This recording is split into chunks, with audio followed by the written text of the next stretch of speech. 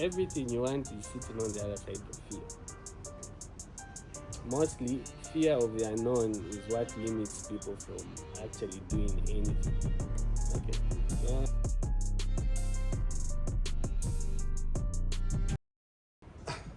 Welcome, ladies and gentlemen, to yet another exciting episode of the Change Your Perspective podcast. And yes, I'm your host, Moza Msonda. Of course, you guys can see who I'm with. I'm with someone. If you're from the Copperbelt, you've probably seen or heard of him. Even if you haven't seen or heard of him, but you probably know him one way or the other because of what he does and who he is. So, without wasting too much time, let me read a quick welcome intro. I made an intro for you. Okay. Yeah, I made an intro. So, it says, today we are joined by a visionary who used entrepreneur as a stepping stone to freedom.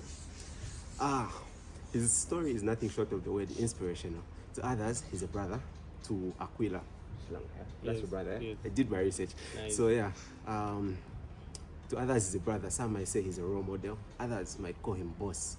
But today he comes in as, someone, a guest of mine, a friend of mine who's going to share nothing but the truth to our beautiful viewers.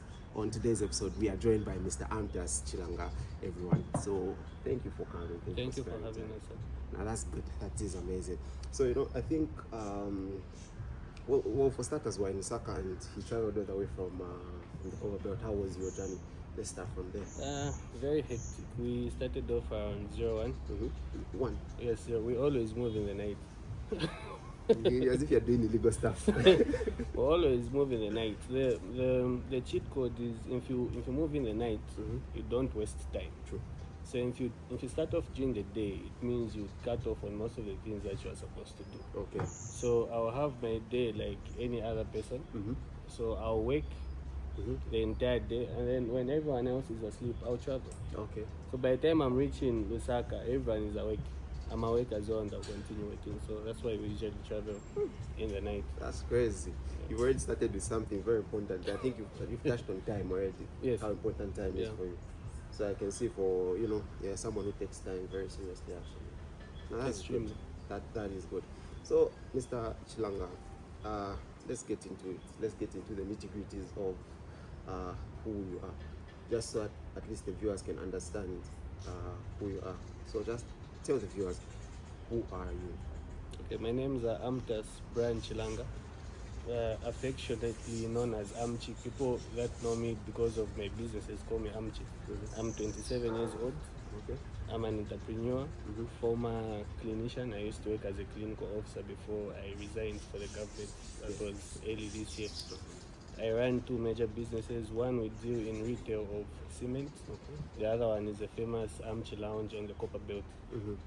We are in the top 2 biggest clubs on the Copperbelt right now. Which one is that big club? I don't know. That's up to them. That's up to people. One, yeah, so top 2 we are the first, and then there's obviously someone else. Okay, I see what you mean. I like that. That is good. So the second place is for whoever to claim. Real. But before we go any further, can you see what I've done to my... Do you know where I got this from? Where? It's a photo of yours. Yeah. There's a photo you posted. You are in brown. And you put on this blazer just around the neck. I really like that photo. I actually like this style. Yeah, thanks so much. So you like me already. You yes, know what I mean? Yes. Real stuff. It's about to be an amazing conversation, guys. Yeah. So, we've talked about who you are. So, before you went ahead to touch on your businesses and everything, you spoke of how you are a clinician. Yes. Yeah, so let's touch on that a little bit. So, let us through where you went to school to become a clinician.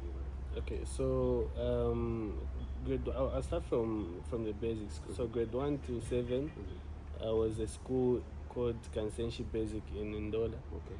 Yeah, then grade 8 through to 12, again another school in Ndola, so Kansenshi High School. After which I went to Luansha, where I attended my tertiary education for 3 years. Okay. A school called Premium School of Health Sciences. Okay. So I was there for 3 years and graduated in 2019. For? That's good. I Graduated in finished grade 12 in 2019. 2019. Oh, finished grade 12 in 2015. 2015. Yeah. Okay. That's Yeah. nice. Okay. Yeah. So that is amazing. So you were why clinician? Why did you take the route to be a clinician? So, like most youths, everything we do is imposed on us, usually facts. by our parents. That's facts. So, being a clinician is not something that I really wanted, but that's what mom thought was, the safest option. Yeah. So, I did clinical medicine purely based off what my parents wanted me to do. Okay. So at that time you had not realized who you wanted to be.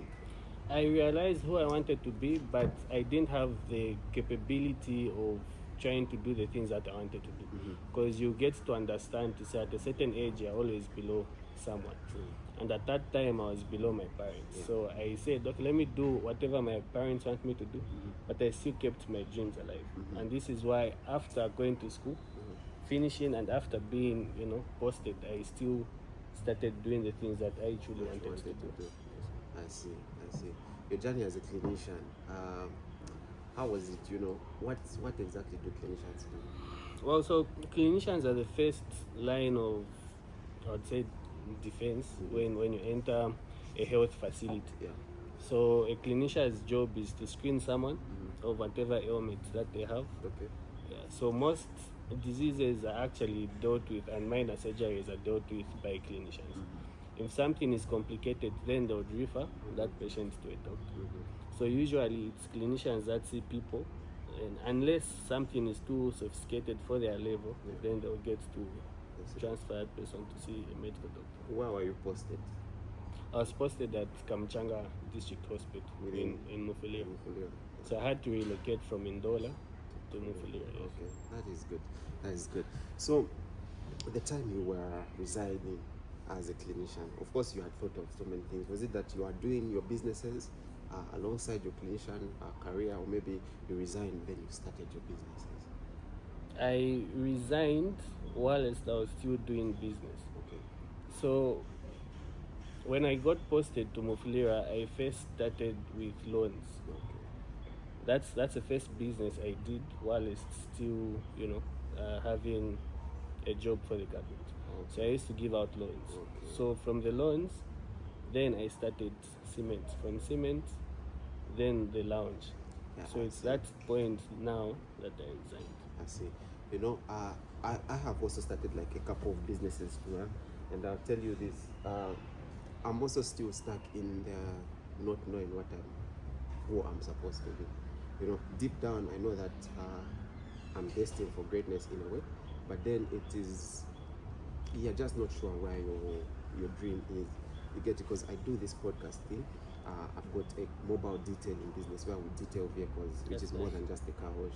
I started a grocery delivery business within campus. I've sold female cosmetics, all these other things. But none of that stuff has made me, let me say, wealthy or rich. It hasn't gotten me to a place of stability. What would you say about, me just jumping on business to business?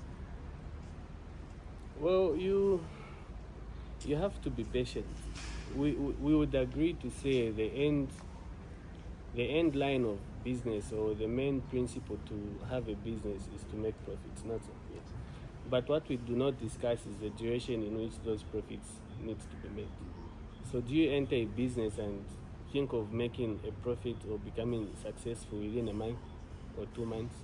I'll give you an example of Mark Zuckerberg. He ran Facebook for 7 years without making any profit, and he still invested money into the business. So I like to compare a business to a beautiful lady. You meet a beautiful lady today, you admire that lady. The end goal obviously was to get married and have children. Yeah. But does that happen instantly when you see that person? No. The answer is no. So you obviously talk to her, get to persuade her, morning text, how are you? You look beautiful and whatnot. And the same is similar with business. Yeah. So before you reach a point where you now start having those profits and enjoy, there are things that need to be done before you reach that age. And I feel most people stop their businesses way too early. Because when you look at, for example, when people look at the lounge and what we are doing, this year we've had over 60 artists. Yes, I've Yeah. seen. So someone will just look at the artist and say, this person is probably making money and whatnot, but they won't see the things that I've had to go through before that period. Okay, I've mentioned a number of times I was homeless for 8 months. So that's a crazy story. someone won't see that. Yeah. So someone will also maybe want to run a club, or maybe they open a liquor store. They don't see profits, and then they say perhaps this is not for me. Yeah. But you need to remember to say it doesn't happen overnight. Yeah. So before you look at the results, you also have to look at the journey of someone and replicate what they went through during that journey. I see. So for you, I think a strong key point I've picked out is consistency. Consistency, yes. Do you think everyone was meant to be like an entrepreneur? No. Okay, a business owner? Or a businessman? Well, not everyone, because if we would say everyone, then everyone else would do it. It's really not easy. I actually encourage a lot of people to say 9 to 5 jobs are okay.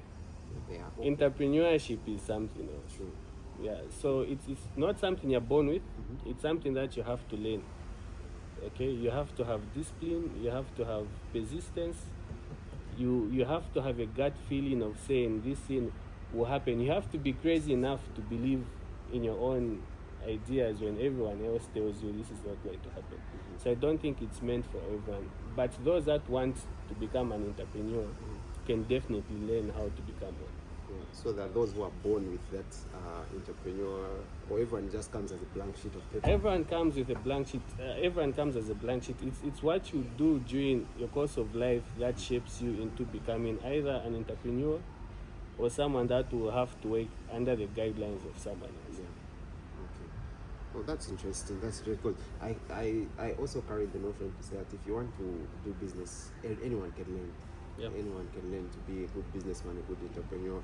But like for some others, just the same way school comes more tougher for others, that's the same way business would be. You know, in class, there are those people who get good grades without effort, and there are those people who actually try and they end up getting good grades. So I liken school to business in that sense. You know what I mean? Yeah. So now, obviously, there are a lot of hurdles you had to jump for you to become the CEO, the boss you are today. So could you at least maybe share one major hurdle that you had to overcome just for you to be who you are? The biggest one is the one where I was homeless for 8 months, because that one was really, really difficult in a sense that I could not share with anyone, especially my parents. Because if you can't afford to have a roof under your head, you would obviously share it with people, you know. But I was getting paid at the time. I used to have my regular paycheck because I had not resigned by then. So now how do you share with people to say you don't have where to stay and yet you're getting paid? I get it. Okay, so that one was the biggest hurdle that I had to. But at least you had some food. You can find maybe you ask. You know, it's really funny. Food is never a requirement for me. When you get so busy, you get to. It's not a good thing, but you get to forget certain things, and you need people to, you know, push you to eat, remind you to eat, because you're always occupied by one problem after another. So okay, let's have this done, let's solve this, let's have this done. I mean, when I was homeless, and then what happened was I had run out of money to finish the project of the lounge. Yeah. So you had started the lounge. The lounge what got you homeless? Yes, the lounge is what got me homeless. So with everything I had on my mind, I think food was the last thing that would cross my mind at that time. I think that's why they say envy no man, for everything you see a price was paid. True. People don't know that you are homeless. Yeah. But I think it's good that you're sharing this insight, because my audience is quite young, and I'll tell you right now, the young people, it's like everyone's rushing to business, but everyone wants the comfortability real quick. You know what I mean? A lot of young people today, they have the side hustle, they have this and that, but like they're not willing to sacrifice the comfortability, the luxury, the eating out, the nice places, just to be where. I think your story is one that will actually resonate to many people and inspire some people. Yeah, that is good. When it comes to your lounge, I'm guessing that's the cash cow now. Like it brings the most money. Yes. Yeah. So when it comes to your lounge, what is the journey that money takes for it to come to your pocket? when I say that, I mean, if someone comes to the club and buys a bottle, how does that bottle then transition to become a profit for you? I want that chain. When they be giving out inside information. No, listen, it's not about inside information. I Yeah. think maybe we can just start with so that at least someone can understand. Okay. Yeah. So with me, I value. So this is what I will tell you. I value friendships. And so what I've decided to do is the people that work for me are the closest people that I have. So for example, my mother handles the cash. So mom is my accountant. Mom is my accountant. It's so bad that you have to explain why you need your own money sometimes. That's Okay, great. so I'm asking for money. I need to go to Lizak. I need to put in fuel. Yeah. It's a protection, however. So once someone buys something from the lounge, obviously the waitresses get the money. Yeah. Okay. Then when the shift is done, we have a manager that obviously reconciles with the stock that you are getting. Yeah. Then the money is handed over to mom. Okay. Then mom deposits that money. Okay. Yeah. So your mom is comfortable with you owning a nightclub? Yes, no, she is. So owning a club was a dream that I had when I was in grade 9. I always tell people to say, your current situation does not have to dictate what kind of a dream you have to have. Just because you're getting paid the 1,000 doesn't mean you have to limit your dreams to 1,000. So even when I was in grade 9, I still had a dream of owning the biggest club in Zambia. Does this have to do with maybe you watched Power and you saw Ghost on No, the no, nightclub, Truth Nightclub? No, I've heard of that series. I think it's a series, Yeah, but it's a series. I've never even It's a watched series. it. No, Okay. I've never seen Because it. I watched that series and I also had the dream of owning a nightclub And once. it's a very, very good business. Yeah. If you look at how people spend, so the way to making money quickly is being perspicacious. You need to see. What does perspicacious means? Or You have to be observant. okay. You need to pay detail to how people spend their money. Okay. Yeah. So people basically spend money over very few things: accommodation, clothing, and when everyone makes a bit of money, they want to feel nice. So where do they go? Okay. So you have people that go to clubs, recreation. So at an early age, I was perspicacious to see where are people taking money. Yeah. Okay. And that's where the dream of owning a club Came came from.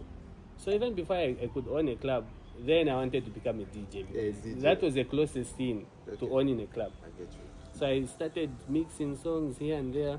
So at that time, Mom was very, very, very against that. Yeah. But it's when now I became older, realistic about things, and now this is when she actually appreciates the dream that I have. If you ask me, I don't think you're realistic. I think you are delusional in a sense that you believe Extremely.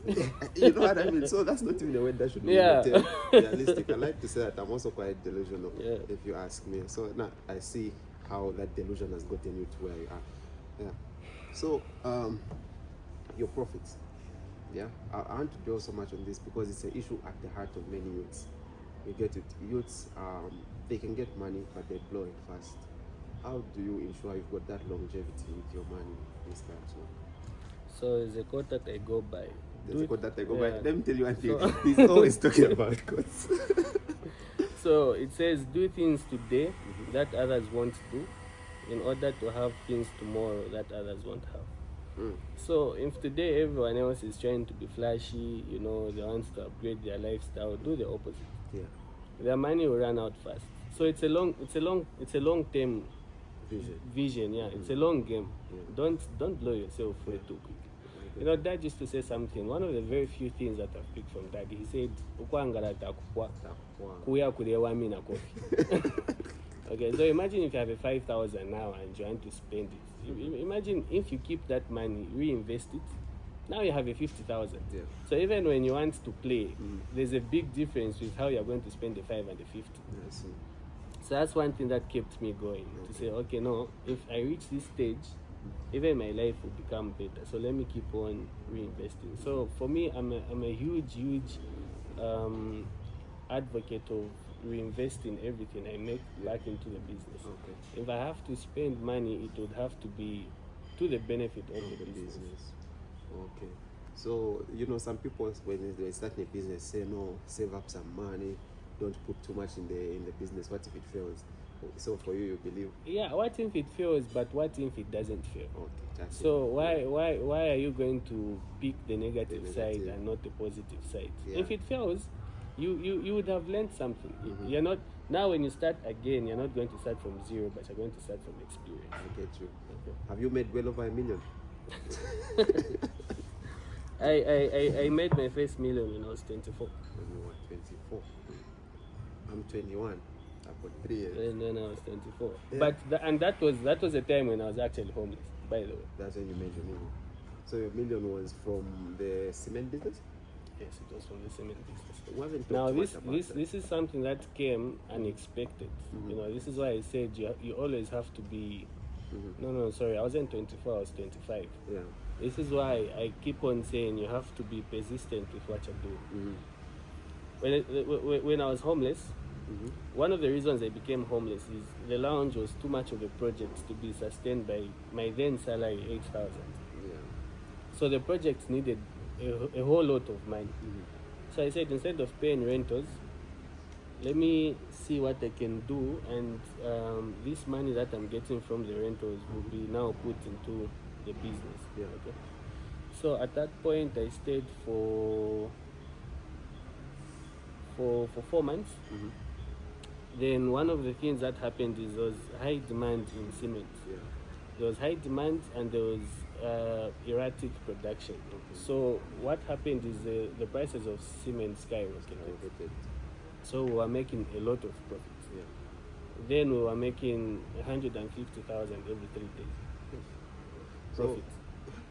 So that's so that's now the money that made it possible for me to finish up the lounge. I get you. And if I had not started the lounge and I had nothing, when that money came, I doubt if I had actually even entered into this business, because like many people, I would have considered the same thing you are saying. So what if it doesn't take out? Yeah.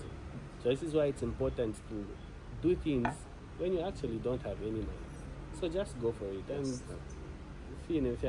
Okay, so yeah. now that is good. So when it comes to let's say your cement business, yeah, did you see yourself selling cement? No. Why cement business? Or it's just like entrepreneurial mindset? What inspired cement? So it's actually a very, very funny story.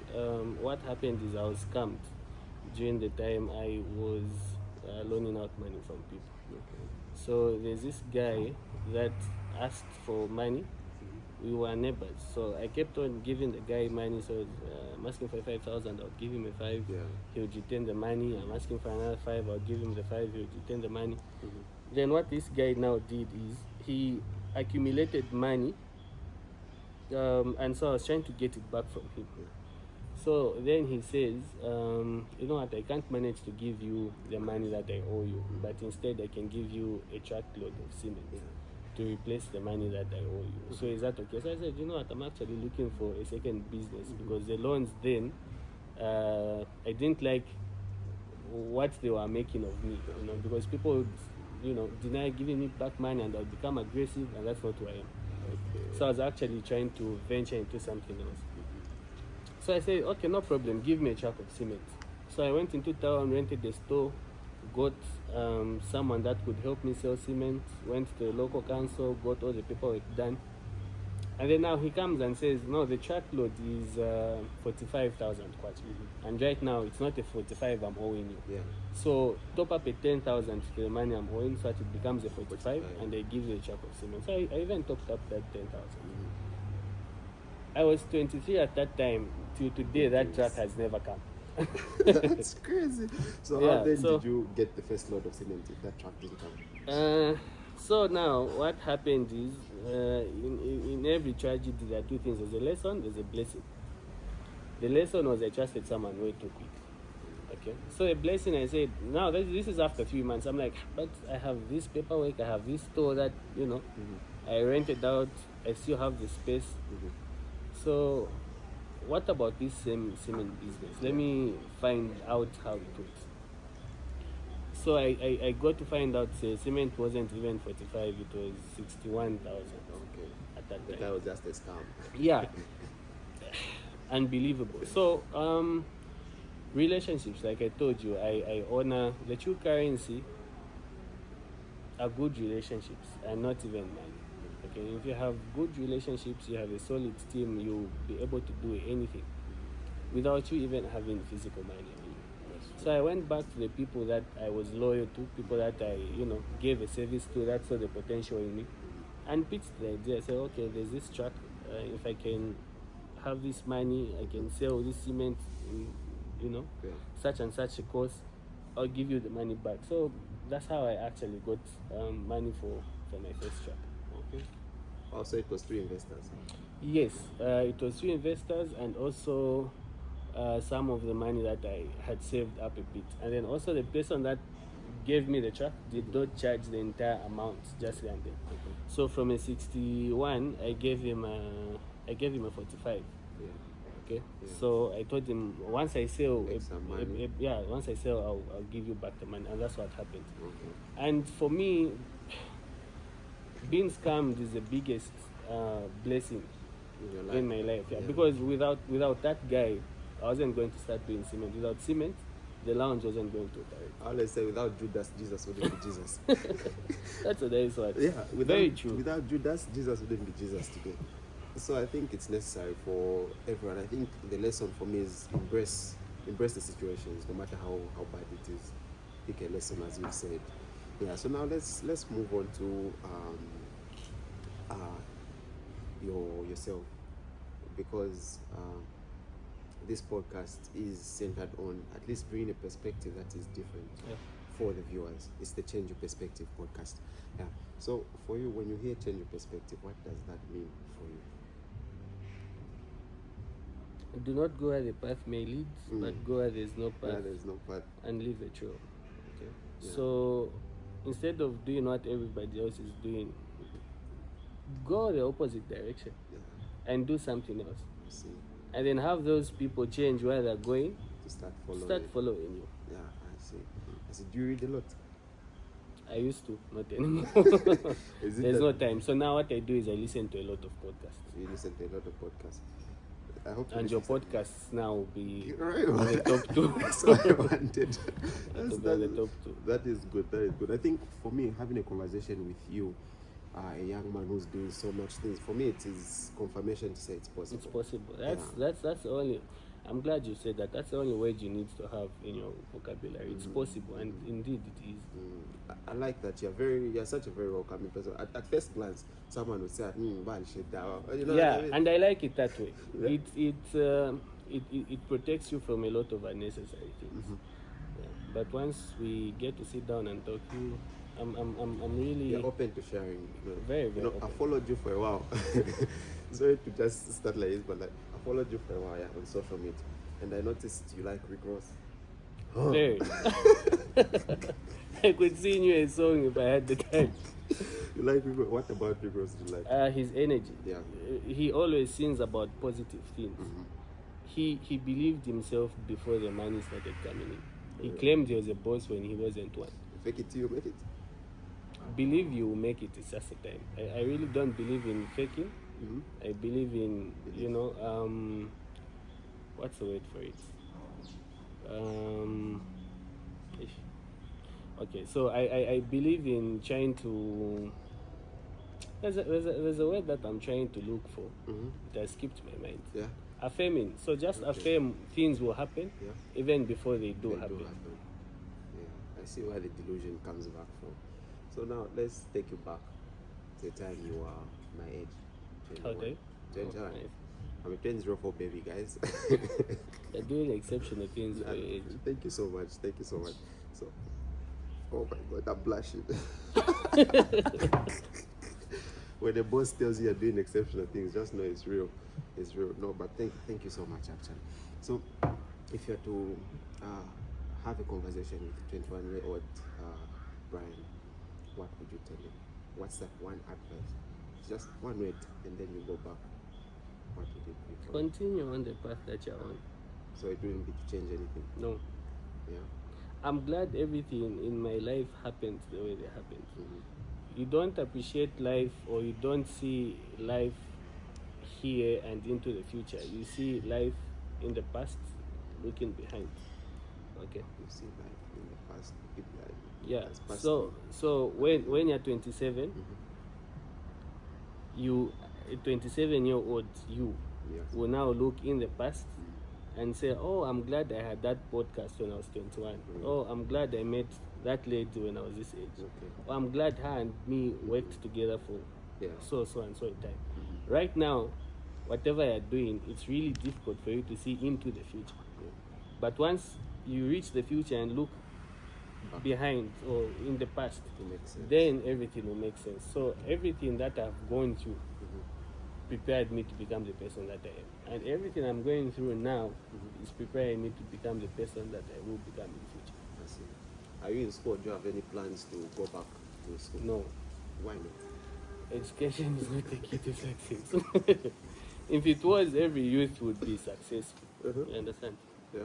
When was the last time you saw a very wealthy person and said, he must be a teacher, or oh, that must be a doctor? Or you look at any wealthy person you know in Isaac, what are they associated with, or what are they known by? Jerabo, Yeah. medical, entrepreneur, you know what I mean? Yeah, so entrepreneurship is the ultimate key to Freedom. financial freedom. Yes. Okay. School is very important, but with the character I have, I feel I can still attend the things that I want to attend without school. Without school. And I think, to be honest, you've said school is very important because you had your fair share of school. You went to all the way from like baby class, grade 12, you did your tertiary. And I think all those little classes you attended have led up to this. So school is an integral part of who you are. Very true. Yeah, I like to say if it wasn't for school, because I started my first podcast was in my room in CBU. Nice. Yeah, the first episode.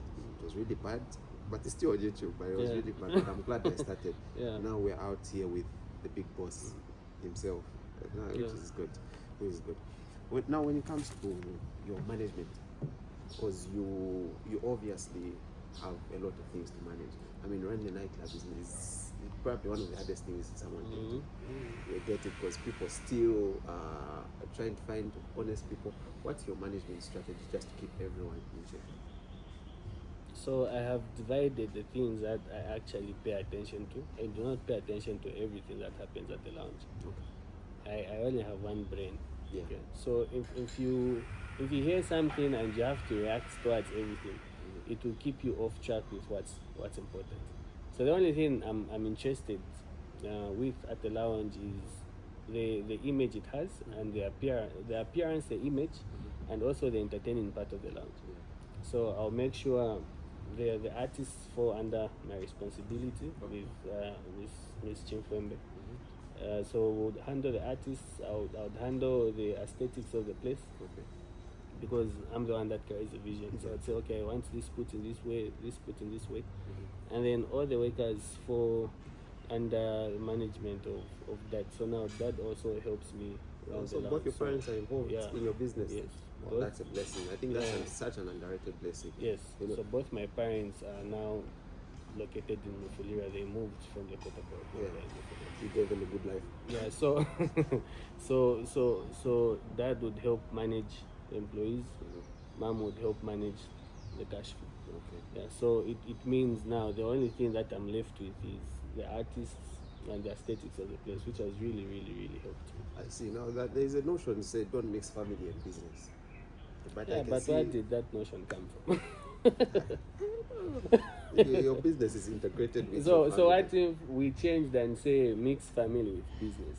And this is why I always say everything we've done is something that's imposed on us. Okay. So the 21 years of your life, you found rules and regulations that you have to follow. But the question is, we never asked, where did this come from? Most Indian communities, how do they work? With their families. So who came up with the notion that you That can is mix so crazy. I think you family just with opened business? up like a different perspective for me. For the longest time, I have envied how the Indians, the people, the Saudi Arabians do their business. You find that the cash stays within the family and they build generational wealth like that. But for some reason in Zambia, when someone just starts holding money, they even try to hide it from the family like that. No, you can't know how much I'm making. And it hasn't worked for us. We're still a third world country. Yeah. It doesn't really Yeah, work so for us. so talking about such notions, what would you say is the most important meal of the day? What do they say is the most Breakfast. breakfast is the most important meal of the day? Is it true? Where does that come from? Okay. So there was a time when dairy products were not moving. Yogurt, milk, cheese. Okay. And so now what these retailers decided to do is come up with a solution to move those products together with meat. So how are we going to convince people to start buying more frequently than they are buying? They came up with breakfast is the most important meal of the day. And now what happens? People start buying those Dairy products. yeah, those products to make sure they have a very, very good breakfast. So most of these things that we hear, these are now things that you have to analyze, ask where they came from, and you can, this is why I said go a different path. Yeah. You can change the narrative of things. Yeah. It's not easy working with your family members, but the fact that they say do not mix, that's entirely wrong, because what about people that actually do mix, business with families and they end up being successful? What about them? That is true. I think you've talked about how it's important to ask questions. There's a saying that goes like, "He who does not ask is dead." The only true definition of living is if you're able to ask questions. And I think if you're able to ask questions, you're able to get answers. If you're able to get answers, you can make some knowledge out of the data you have. Yeah, that makes sense. That makes sense. Now, when you see yourself, let me ask first, how long do you see yourself on this earth? It's very funny. I always say, if the world will come to an end, I'll be part of it. Yeah. Okay. So I don't see myself living ever. Okay. That's how optimistic I'm about things. Yeah. What would you like your legacy to be, especially when it's all said and done? I'm a product of help. Okay. Not really financial help, but encouragement to say whatever I'm doing is possible. Yeah. So I'd also want to be remembered as someone who gave hope and inspiration to other people. Because I feel, you can't go by giving out money to each one you meet, okay?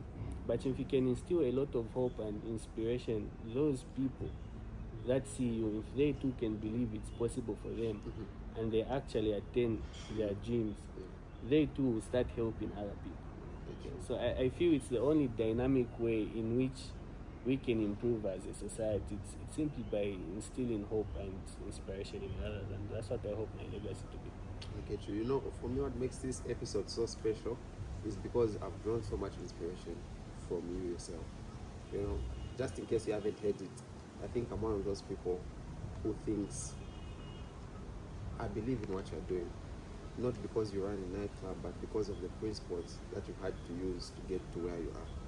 Yet I'm not trying to, also make my own Amchi lounge in Lusaka, but I'm trying to use the principles that got you to where you are to be who I'm going to be. And I think for me, that's what's very special about this episode. Now that's good. That's good. So now, let's talk about. Let's talk a little bit about, just at the iceberg about relationships as a man, not yours, but like as a man who is trying to go up there.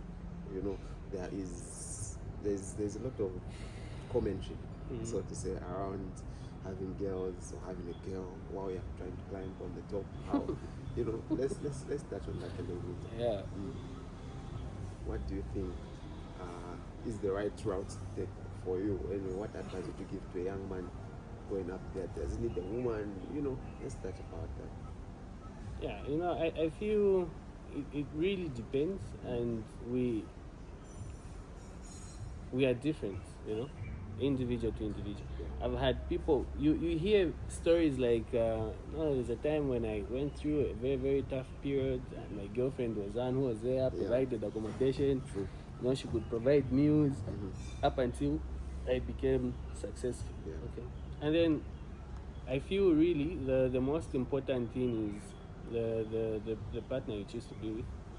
I feel that's the most important question to raise. Who are you with, and as compared to, are you supposed to be with someone or not? So I feel the important factor is, who are you with? If you are with someone that buys into your vision, is willing to help you, and that's another thing, because there are times when people expect so much from you before you actually even have. True. That So thing. true. So you meet a person, like for yourself, you meet a person, and that person wants you to be doing a whole bunch of things for her. Yeah. Even if you have the capacity to, but there are times when, like we talked of, living below your means. Okay. If you have one tree and the first fruits of that tree are sharing it with everyone else, what are you going to remain with? Nothing. But if you can have a tree, it produces fruits, you get the seeds, plant another tree. Once you have a vineyard, you can easily help, a lot of people. So I feel it's really dependent on what kind of a person you're with and what characteristics she bears.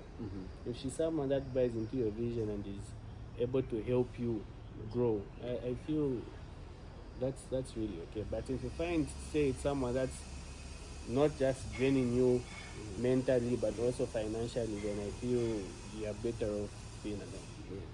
That is, I like that, For me, on my end, I always say this, I'm still young, but I always say this. For females, sometimes it's not that females will draw you back. You get, us men have eaten us to provide. So sometimes, if early enough you surround yourself by someone who you actually care for, even without them forcing you or bringing you down, you'd be, because of the need to provide for it, you yourself will start taking your foot that side, and it can be a deadly thing. So for me, it is weigh yourself. You get it, because it can be dangerous to say, because out of your own needs, instead of putting money back into your business, you're taking it this side, not because this person forced you, but because you genuinely love this person. So I think for men or for guys out there, it is to guard against that. That's why just be careful. Don't have too many girls around. And the flip side of what you've said, so you'd want to provide for a lady. So you'd say, oh no, there's a 2,000, use this 2,000. If that girl at that point has very, very good intentions, buys in your vision, she'll say, no, keep that money. Let's do this and this and this. Let's get a new camera for your podcast. Or let's get a mic for your podcast. So there are also other angles that we as males fail to see. That women are gifted enough to spot and actually try to push you for. That is true. A woman is a blessing after all. That's why God created them. We all came from there. What habit per se has changed your life? What is that thing that you've consistently now it's become a lifestyle for you that has helped you be who you are right now? One habit, lack of sleep. Lack of sleep. Now it's a habit. It's crazy because the doctor say get 8 hours of sleep. Yeah, again, who? Where did that come from? You have to question these things. You have to question these things. Yeah. So you don't think 8 hours of sleep is necessary? It is, but it's really not a prerequisite. There's no gun held to your head say you have to sleep for 8 hours. There's something in the Bible. I can't really quote it by its words, but I'll just paraphrase it. It simply says, someone who loves sleep too much will be poor. True. True. That's why I also listen to a lot of podcasts. I heard Floyd Mayweather say, we've got 24 hours in a day. You sleep 8 hours, that reduces, and he kept on breaking it down. And you get to realize that you only have about 4 or 5 good productive hours. Very true. Yeah. So if you sleep a lot, it becomes very and the same is true. If you sleep a little, you'll find to say you are 5 years ahead than your peers. True. So people come up to me and say, but how is it that you've attained so much in such a short period of time? How is this possible within a year? So I tell them, to you it's a year, but maybe to me it's 1 year, 9 months. Because there's that period where I wasn't sleeping and you were sleeping. So it's something that has really, really, really helped me. I see. Now I'm going to give you my business model. I want to get insight from you based on my business, and hopefully the viewers can also get something for it. So I run a mobile detailing business. So I wash cars. You get it, but it's premium. You know what I mean? We come to your location, we scrub all the door panels, every panel in the vehicle. So it's more than a car wash. Yeah? But I'm having problems managing my money. I don't have a system that lets me to say, okay, now this is business money. I need to do this and this and this. How can you advise me to scale my business? So what exactly is the question? Failing to manage money or how to scale the business? Let's start with the money problem. So what exactly is the problem there? I think it's my own discipline down. So what's the question exactly? The question for me is, what advice would you give me that's workable? You get it, for me to properly manage my finances in the business and my cash flow in the business. So you're making the money, but you're not seeing the money. I'm not seeing the money. Like I can be knocking off. Sorry to say this, don't pocket watch, but I can be making like 1,000, 1,500 a day. You get it, huh? But then I'm not seeing the 1,500. I'm not seeing it. Yeah. So now again, you need to ask yourself, how do your expenses look like? Are you reinvesting that money back into the business, or is the money going elsewhere? So for a long period of time, I knew I was making profit because I would calculate it. The truck costs this much. I'm selling this much. I would get money for rentals and this. So obviously, I'm remaining with a bit of money. Okay, but I still wasn't seeing the money. One thing that I came to realize is I looked at my lifestyle. Have I bought any clothes? No. Have I bought any phone? No. Have I amplified my living? Am I still staying in the same house? Yes. What does the money go? Okay, maybe fuel. Where else? I realized most of the money was actually going back into the business, which is a good thing. So you need to weigh and find out where the money is going. If the money is going back into the business, because you can't just run a car wash on water. You need, shampoo. You need waxes. You need maybe a brush and whatnot. So the thing might be you are putting back money in the business. But if you look at your business and your business has been the same the day you started, same shampoo, boom. Okay? Yeah. Same clothes, the clothes that you started with is the same clothes that you have. And then you look at your lifestyle. Yeah. You find, say, your wardrobe has drastically changed from the time your business started. Then you know where you are living in, just an example for people. You are living in a 1-bedroom house. Now you are living in a 2-bedroom house with aircon. Yeah. Okay? Yeah. Security at the gate. But your business is still the same. So it's a spending issue. So for you to see the money, first of all, identify where is the money going. If you find that the money is going back into the business, that's okay. Because you're growing the business. I say you do not need money to start a business, but to grow a business, you really need money. So if you are taking back the money into the business, that's fine. But if the money is being spent on your own personal needs, then that's where the problem is. I see. Now let's talk about scalability, because I'm having challenges. I don't know at what point I should employ someone else. I'm lucky. I think I'm even a bit scared to expand like that. Because it's scary to do this thing. How then can I move past it and scale my business? And just with the tip of the iceberg I've given you about my business, how do you feel you would scale it? So if your business does not run when you're not around, then it's not a business. You're self-employed. So businesses run on systems. Self-employment runs on you yourself being there. So for example, I'm not at the lounge.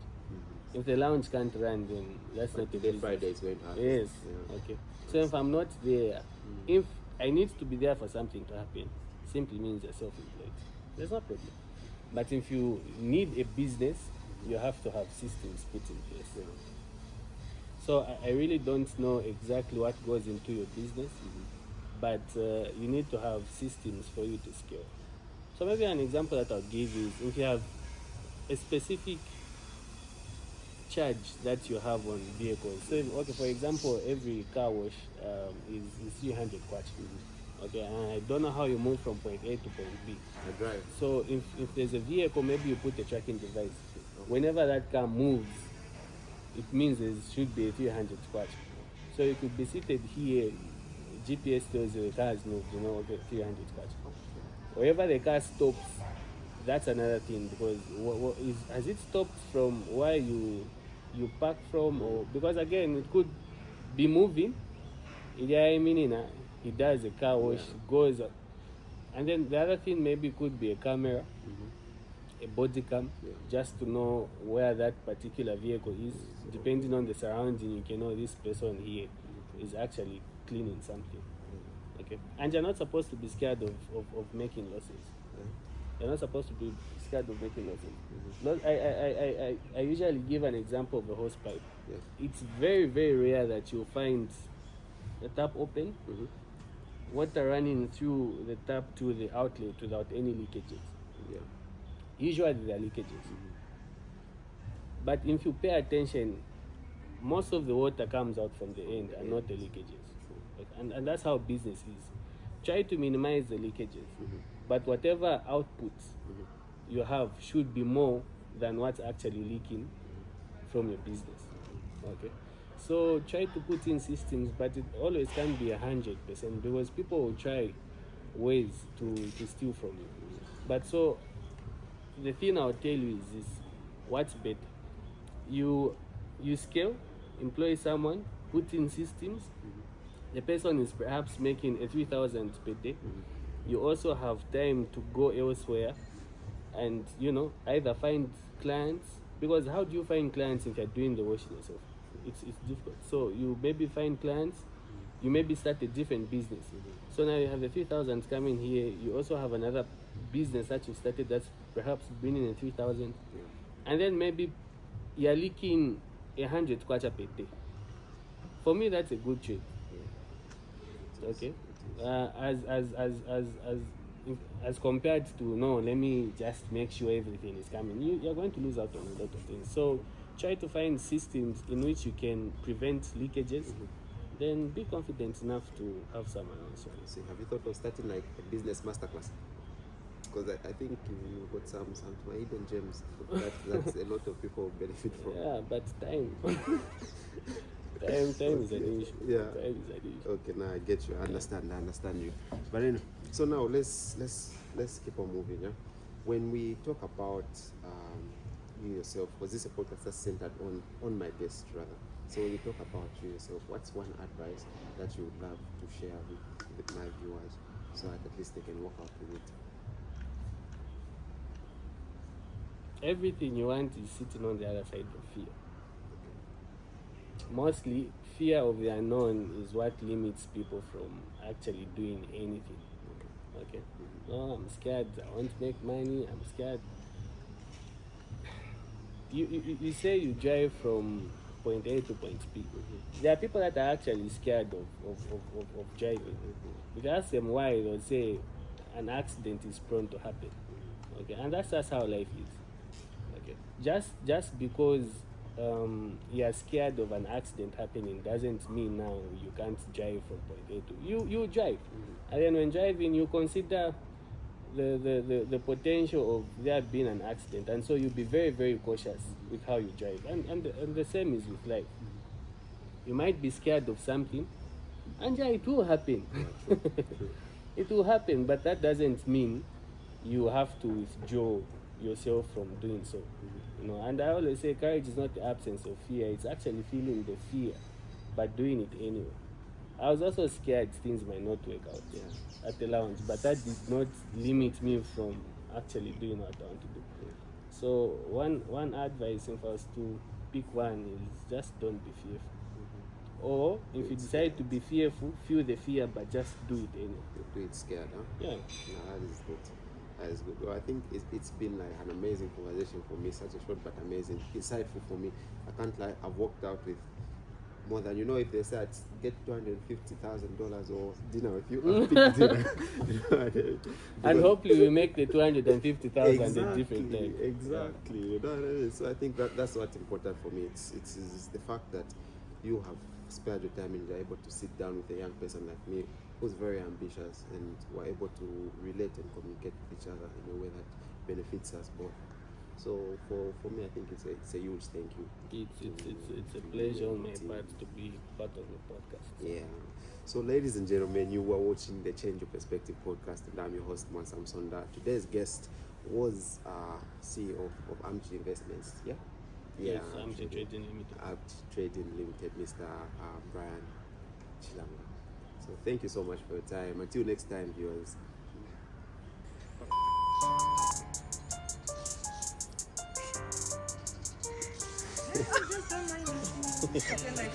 I'm in the presence of a superstar, guys. So.